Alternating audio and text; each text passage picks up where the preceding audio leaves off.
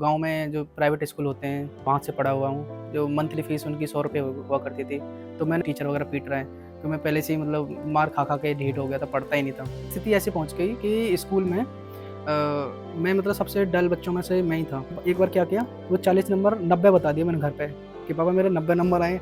पापा जी भी खुश हो गए कि नम अगर अपने बच्चे को आईआईटी में सिलेक्शन दिलाना है, तो यहाँ पे तो नहीं, आप कोटा ही भेजिए। काफ़ी ठी डिसेंट परसेंटाइल आई रिज़ल्ट के बाद में, 98 पॉइंट समथिंग था। तो मुझे लगा कि अब तो मुझे पढ़ने की ज़रूरत ही नहीं है सेकंड मेंस के लिए, अब सीधा डायरेक्ट एम करते हैं एडवांस के लिए। और फिर इतने में एंग्ज़ायटी इश्यू के कारण अब फिर मैंने बताया था कि सुबह मैं वो खा के आया था आलू की सब्ज़ी, लूज़ मोशंस वगैरह की शिकायत होने लगी मुझे। मैं गया, मैं उनसे पापा जी वगैरह बोलते हैं कि हाँ भाई, हो गया कि नहीं हो गया? मैं बोलता हूँ हाँ पापा जी, हो गया। अरे ढंग से देख, पिछली बार की तरह तो नहीं है। मैंने कहा हाँ पापा जी, हो गया। ठीक है। जिंदगी प्यार का गीत है, इसे हर दिल को गाना पड़ेगा।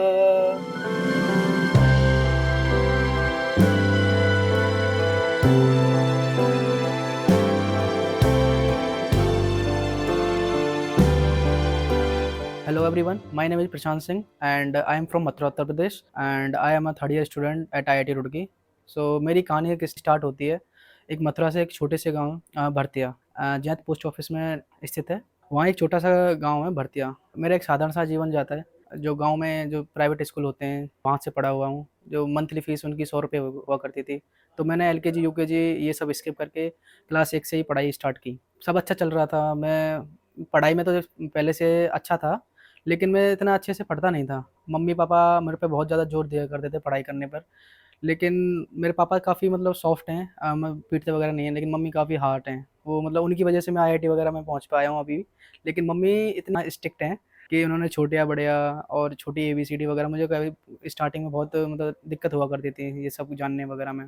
तो मम्मी की कृपा है कि उनकी वजह से मैं ये सब स्टार्टिंग में सीख पाया, वरना बहुत ज़्यादा दिक्कत आती मुझे।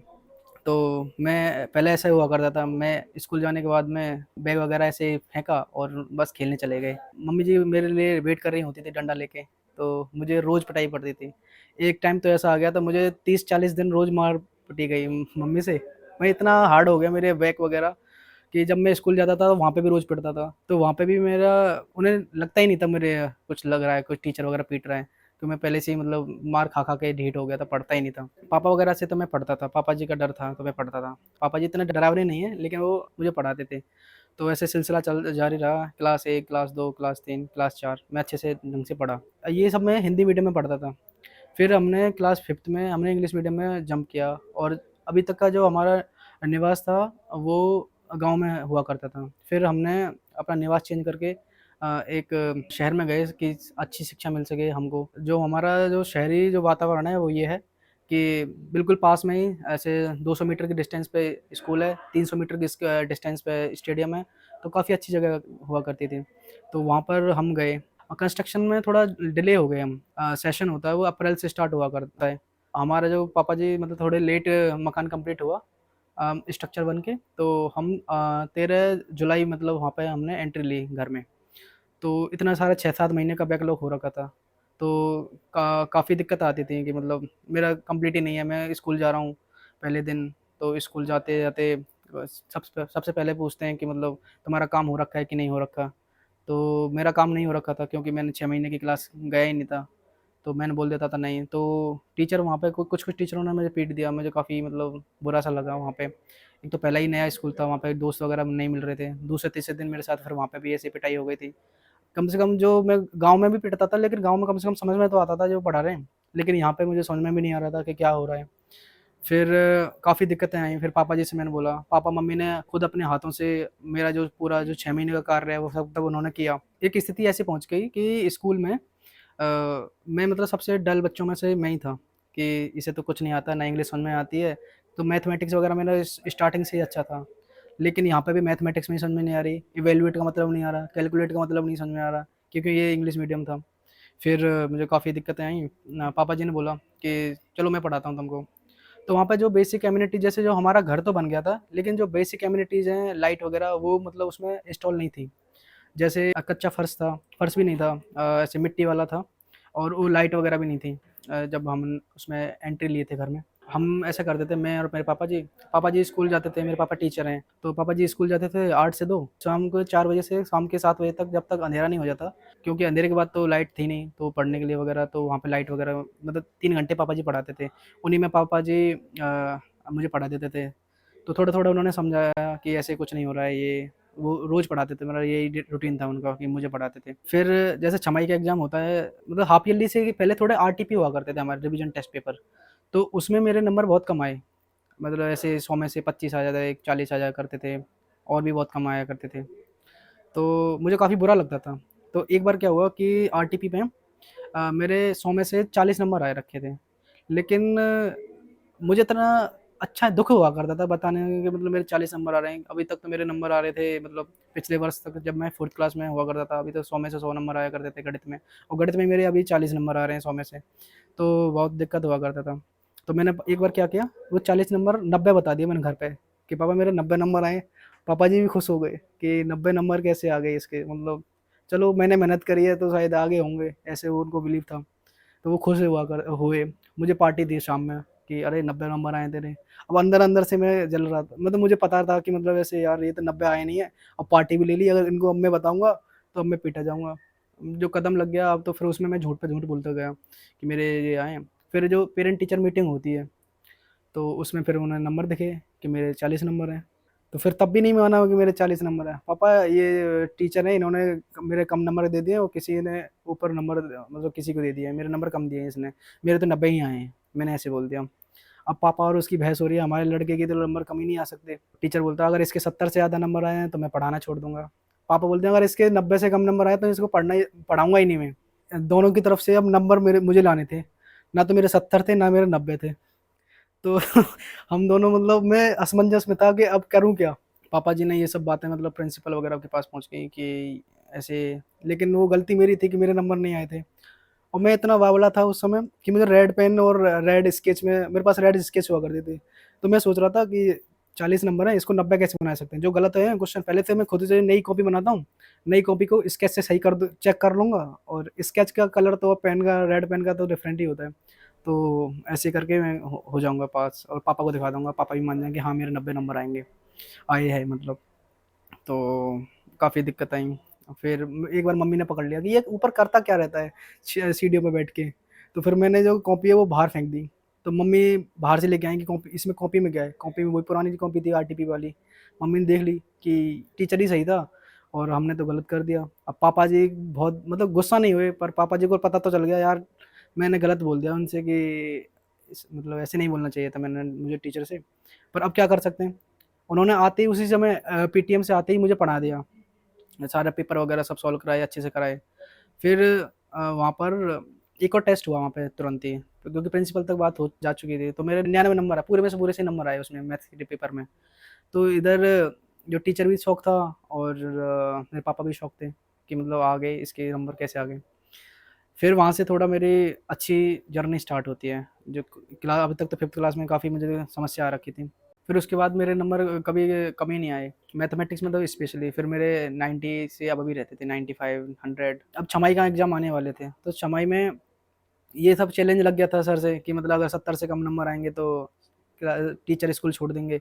अगर मेरे 90 से कम नंबर आए तो पापा मुझे मुझे नहीं पढ़ाएँगे। तो मैंने अच्छे से पढ़ाई किया। तो मेरे नंबर जो छमाही के एग्ज़ाम में 89 नंबर आए, 100 में से 89 नंबर आए, 89 नंबर आए। तो टीचर भी शॉक था, यार इतने नंबर आ कैसे सकते हैं मतलब। और फिर वहाँ से मेरा थोड़ा अच्छा स्टार्ट हो गया। वहीं पे एक एक और मेरे साथ एक घटना हो गई कि एक मतलब मेरे पड़ोसी हैं, तो उनकी बेटियाँ मतलब मेरे साथ पढ़ती हैं, मेरी स्कूल में पढ़ती थीं। वो टॉपर हुआ करती थी उस समय।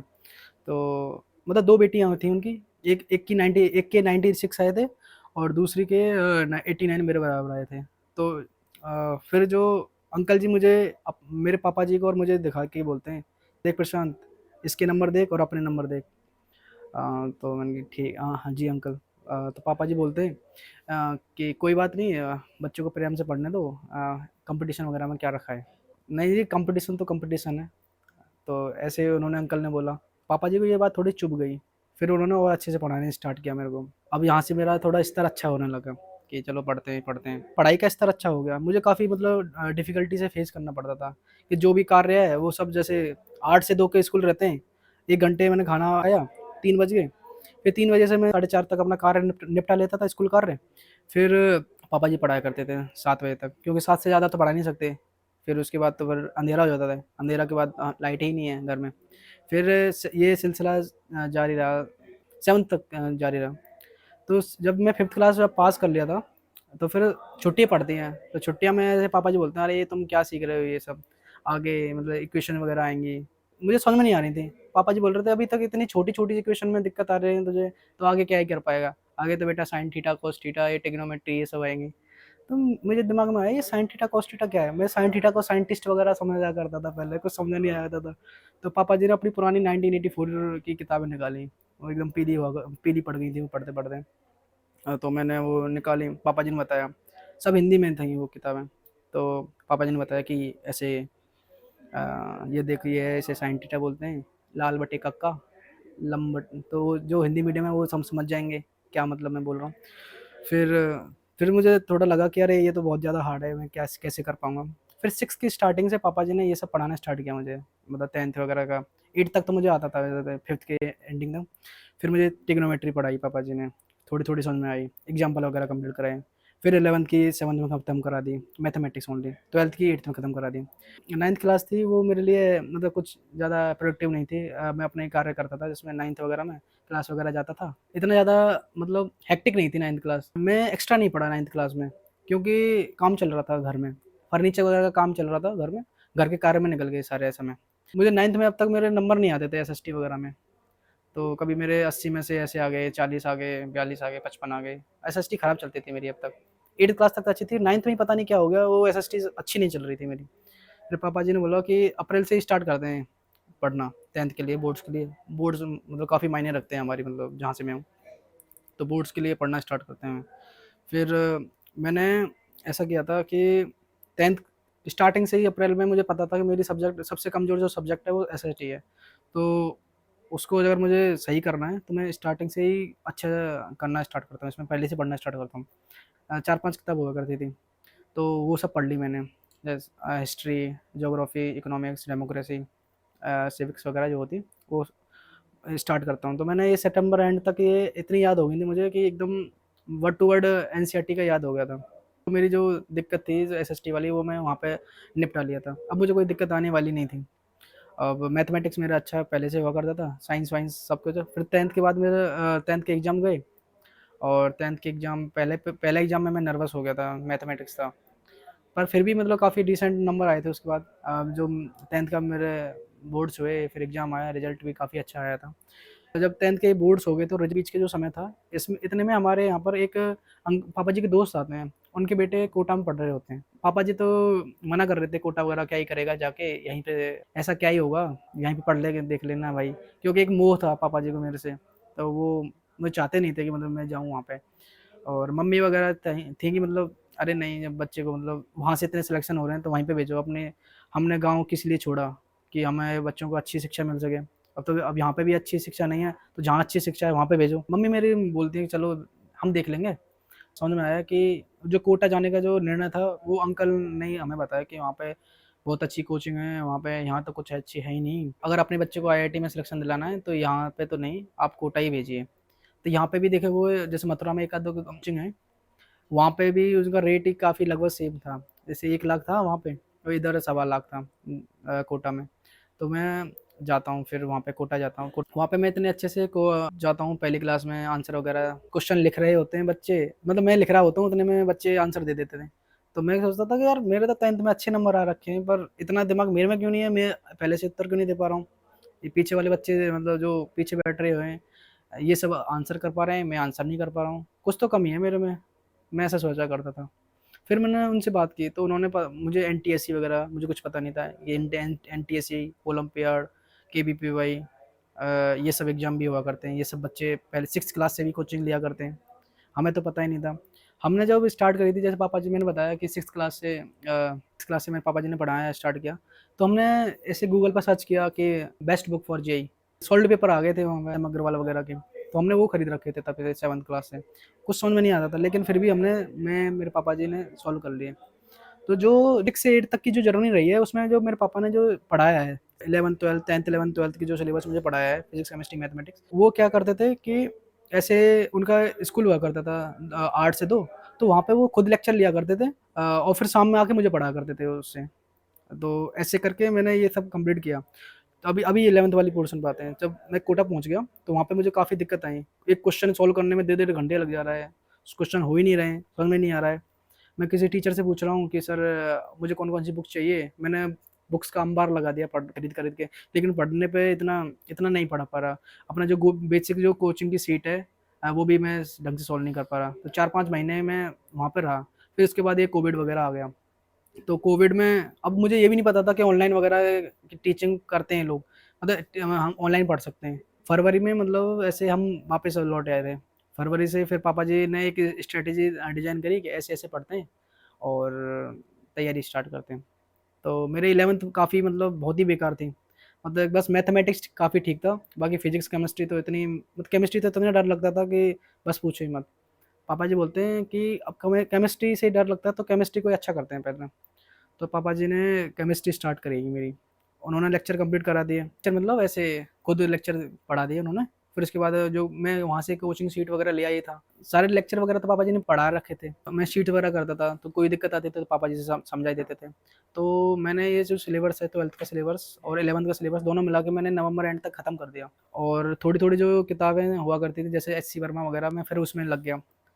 तो जब मेरा पहला मेंस आता है, फिर जैसे पहली बार मेरा मेंस होता है, तो मैं थोड़ा मतलब नर्वस हुआ करता हूँ। पापा जी बोलते हैं, "कोई दिक्कत वाली बात नहीं है, पढ़ाई तो अच्छे से करी है, वो तो फिर क्वेश्चन वगैरह तो हो ही जाएँगे, इतना इतना टेंशन लेने की कोई ज़रूरत नहीं है। अब होगा तब भी ठीक है, ना होगा तब भी ठीक है।" इस बात से मेरे मतलब काफ़ी मोटिवेशन आ गया, अरे! कोई दिक्कत वाली बात है ही नहीं, तो मैं अपना 100% दूँगा। अच्छे से दे के आया मैं मेंस का पहला अटेम्प्ट, काफ़ी ठी डिसेंट परसेंटाइल आई फिर रिज़ल्ट के बाद में, 98 पॉइंट समथिंग था। तो मुझे लगा कि अब तो मुझे पढ़ने की ज़रूरत ही नहीं है सेकंड मेंस के लिए, अब सीधा डायरेक्ट एम करते हैं एडवांस के लिए। तो एडवांस के लिए अब मैंने फिर से एम किया। फिर 4 महीने में जो पापा जी ने बता दिया था ऐसे-ऐसे स्ट्रैटेजी डिज़ाइन करी थी। फिर उसके बाद हमने जो 4 महीने सीधे वही करे थे पीवाईक्यू वगैरह, पीवाईक्यू 3-3 4-4 किताबों से पीवाईक्यू कर दिए। अच्छे से करने के बाद में पर इसमें हमारी जो गलती ये रही मैंने मॉक टेस्ट वगैरह बहुत काफ़ी कम दिए थे।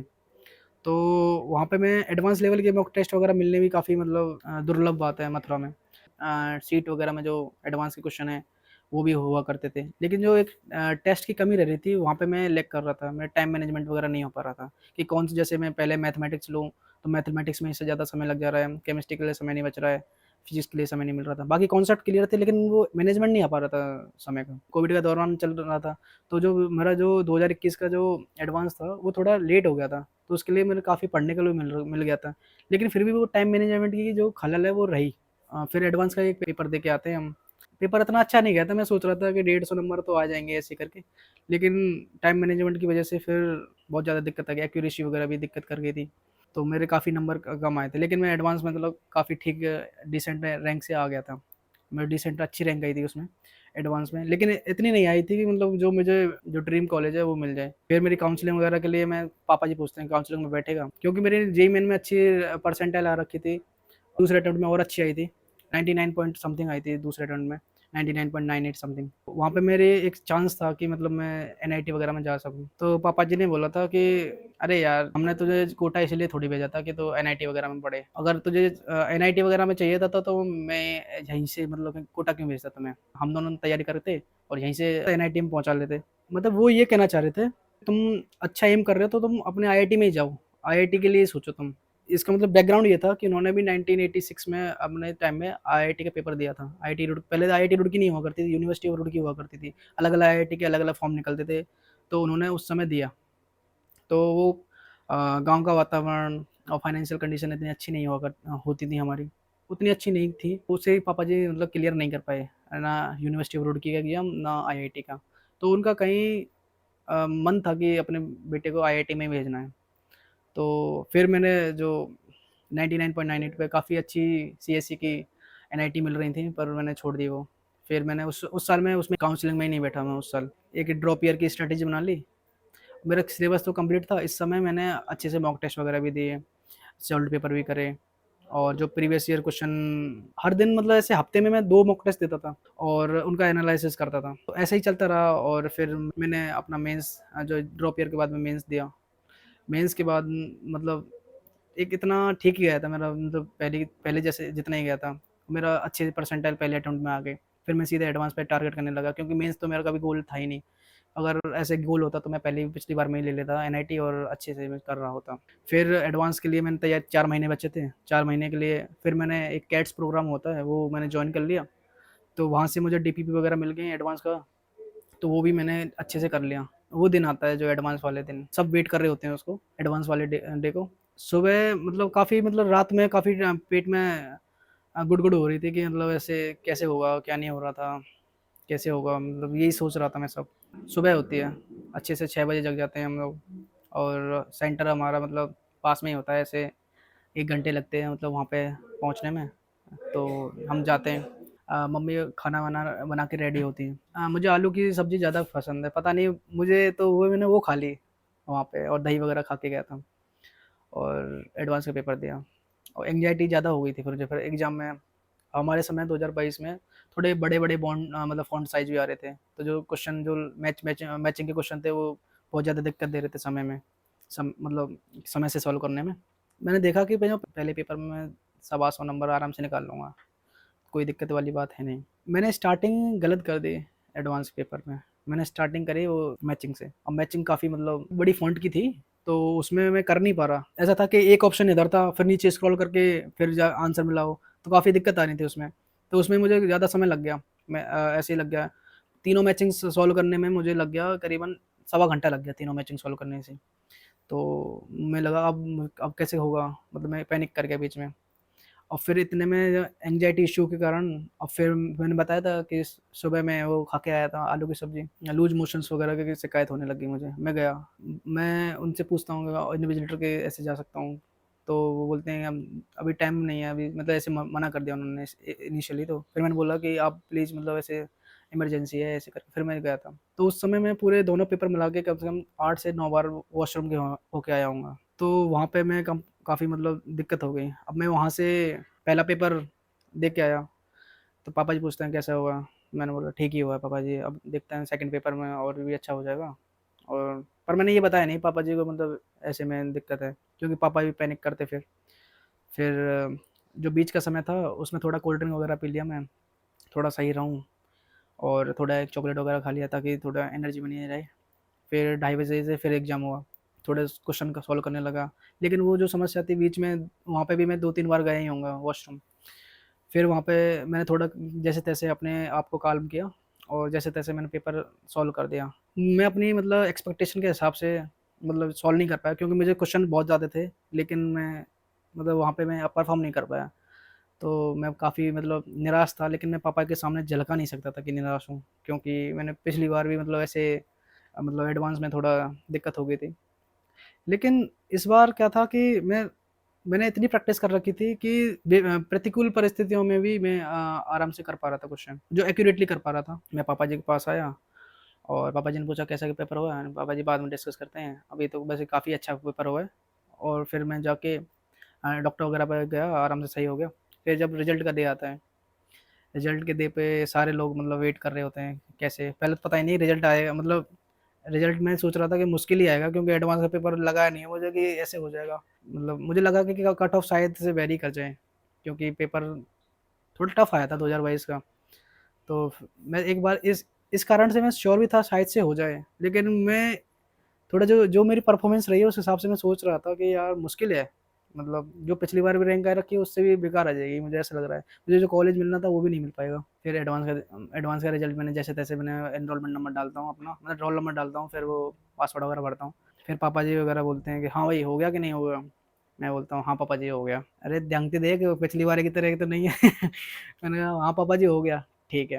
तो मम्मी काफ़ी खुश थी, पापा काफ़ी खुश थे। मतलब ऐसे, पर मुझे लगा कि मतलब पापा जी मतलब खुश हैं लेकिन वो दिखा नहीं रहे हैं। हम मिडिल क्लास के ऐसे ही कोई बात नहीं, चलो शाम में मतलब ऐसे अच्छे पनीर वनीर बनवा लेना आराम से और फिर देखते हैं। फिर काउंसलिंग वगैरह होती है। काउंसलिंग में जो फाइनली आईआईटी रुड़की अलॉट हो जाता है। पहली बार में ही कर लिया था कि आईआईटी रुड़की ही जाना है, और आईआईटी रुड़की मतलब पहली बार में ही, मतलब जैसे काउंसलिंग के जैसे कुछ चरण होते हैं, पहले चरण में ही मैंने फिक्स कर लिया कि आईआईटी रुड़की में ही मतलब सीट पक्की हो गई, अब मैं आगे जाऊँगा ही नहीं, आगे राउंड का वेट ही नहीं करूँगा। आईआईटी रुड़की फ्रीज कर दी। गाँव में भी लड्डू बँटवाए अपने, जहाँ पे हम लोकेलिटी में जहाँ रहते हैं वहाँ पे भी लड्डू बँटवाए। सब हमारा नाम हो गया, मतलब पापा वगैरह खुश हो रहे थे। कहीं भी किसी में, जैसे मथुरा में जहाँ पे मैं रहता हूँ, गाँव की जो मतलब पढ़ने की जो स्थिति है वो है कि मेरे जो पापा हैं वो पोस्ट ग्रेजुएट हैं। तो वो अपने गाँव के पहले पोस्ट ग्रेजुएट हैं, और गाँव में इतना पढ़ने का माहौल नहीं है। और डॉक्टर इंजीनियरिंग की तो आप छोड़ ही दो, कोई तैयारी दूर दूर तक ही नहीं करता। और जहाँ से मैं करता हूँ, जैसे मैं जिस लोकेलिटी में रहता हूँ वहाँ पे भी कोई आईआईटी वगैरह की प्रिपरेशन नहीं करता था। मैं अकेला बंदा था जहाँ पे मैं कर रहा था। तो पहले तो आईआईटी का मतलब ही नहीं समझ पा रहे थे कुछ बड़े बूढ़े लोग। वो आईआईटी को आईटीआई से मतलब कंपेयर करते थे। कुछ लोग बोलते थे कि हमारे यहाँ वृंदावन में तो आईटीआई होती है, वहाँ से कर ले, तेरा लड़का क्या रुड़की जा रहा है, जहाँ यहाँ पे 15,000 मिल जाएंगे, वहाँ 25,000 रुपये महीने मिल जाएंगे। तो पापा जी बोलते हैं हाँ ठीक है जी, कोई बात नहीं है। तो ये सब रहा। फिर यहाँ पे मैं 27 नवंबर 2022 को यहाँ पे आया। फिर वहाँ पे बहुत सारे दोस्त मिल गए। हमने स्टार्टिंग के 4-5 दिन में तो थॉमसन बिल्डिंग में मैं काफ़ी एक्साइटेड था कि थॉमसन बिल्डिंग देखूँगा, थॉमसन बिल्डिंग देखूँगा, थॉमसन बिल्डिंग, पर कोई दिखी ही नहीं। क्योंकि मुझे लगता था कि जैसे जैसे ही मैं वहाँ से निकलूँगा ना जीटी रोड से, वहीं से दिखने लग जाएगी थॉमसन बिल्डिंग, पर ऐसा तो कुछ नहीं था। मुझे लगता था कि ये सब मतलब कोई दूसरे कैंपस में है। अभी 4 दिन हो गए मुझे दिखा ही नहीं। फिर मैंने एक्सप्लोर किया कैंपस, फिर मुझे दिखाया। और लेकिन एक बात और है, जब मैं आईआईटी के अंदर, जैसे हमारे 27 नवंबर जब हम आते हैं और जब हमारा एनरोलमेंट नंबर पूछते हैं गार्ड बाहर, हमें अलाउ कर देते हैं कि आप अंदर जाइए। मतलब तब मेरे रोंगटे से खड़े हो गए थे। तब लग रहा था कि हाँ कुछ अचीव किया है। क्योंकि अब तक तो केवल मतलब कुछ देखा ही नहीं, बाहर है ऐसे कुछ ज़्यादा कुछ नहीं। बस हाँ पेपरों पे ठीक है कि एक कोई बड़ी चीज़ होती है आईआईटी, वहाँ पे जा रहे हैं। और इतना बड़ा कॉलेज मैंने कभी देखा ही नहीं था। स्टार्ट जैसे ही हम जा रहे हैं, जैसे-जैसे हम उसमें ई-रिक में जा रहे हैं, वैसे-वैसे हमारे मतलब मेरी पापा की हो रही हूँ, पर मेरी धड़कन तेज़ हो रही थी कि यार मतलब ऐसा लग रहा था कि अमीरों वाली फ़ील आ रही थी कि इतने बड़े कैंपस में आ गए, और जो फ़िल्मों में दिखाते थे, वो सब हो रहा है। वो मैं फ़ीलिंग मतलब यहाँ पे बयाँ नहीं कर सकता, लेकिन वो काफ़ी अच्छी थी। मतलब 2 साल के बाद में यहाँ पे जो आने के बाद में वर्थ इट है, पूरा वर्थ इट है। जैसा कि आपने देखा कि मैं एक छोटे से गाँव से बिलॉन्ग करता हूँ। हाँ, वहाँ पे मैं हिंदी मीडियम में पढ़ता था। फिर मैंने 5th क्लास में स्विच किया इंग्लिश मीडियम में। वहाँ पे भी मुझे काफ़ी डिफ़िकल्टीज़ फ़ेस करनी पड़ी। पापा से भी झूठ बोला, सर से भी झूठ बोला कि मतलब मेरे 90 नंबर आ रखे हैं। पहले तो मैं उन सर को सॉरी बोलना चाहूँगा, उनका सर का नाम है राजपाल सर है। मैं sir I am very sorry, मुझे ऐसा नहीं करना चाहिए था, और congratulations for your government service. वो अभी गवर्नमेंट सर्विस में है, टीचर हैं। जो मेन सपोर्टर हैं वो मेरे पिताजी। ये सब बोला कि तुम कर सकते हो, तुम क्यों नहीं कर सकते? उन्होंने काफ़ी सपोर्ट किया। फिर 10th क्लास में मेरे ठीक-ठाक नंबर आए। और कोटा में भी मैं जो रहा था, वहाँ पे भी मुझे बहुत सारी दिक्कत आई थी, खाने की दिक्कत थी। टेस्ट में मेरे नंबर कम आते थे, तो मैं बार डीमोटिवेट हो जाता था। लेकिन टेस्ट बहुत ज़्यादा ज़रूरी हैं, लेकिन उनको आप अपनी प्रोग्रेस की तरफ से देखिए कि और कैसे मैं अच्छा कर सकता हूँ टेस्टों में। अगर मान लो किसी 10% भी नंबर आ रहे हैं, तो मैंने एडवांस के टेस्ट में 360 का पेपर है, 36 नंबर भी आ रहे हैं, तो कोई कोई घबराने की बात नहीं है। वहाँ पे सोचिए कि 36 से मैं 50 कैसे करूँ, 50 से मैं 72 कैसे करूँ, 72 से मैं 100 कैसे करूँ। अगर ऐसा सोचोगे तो कोई दिक्कत वाली बात नहीं है, आप आराम से आईआईटी में भी फोड़ दोगे। लेकिन हम क्या सोचते हैं कि जो जो कोचिंग का पेपर है, वही हमारा जेईई एडवांस और जेईई मेंस का पेपर है। तो वहाँ पे हम 100% दे के आते हैं, लेकिन नंबर नहीं आते हैं वहाँ पे।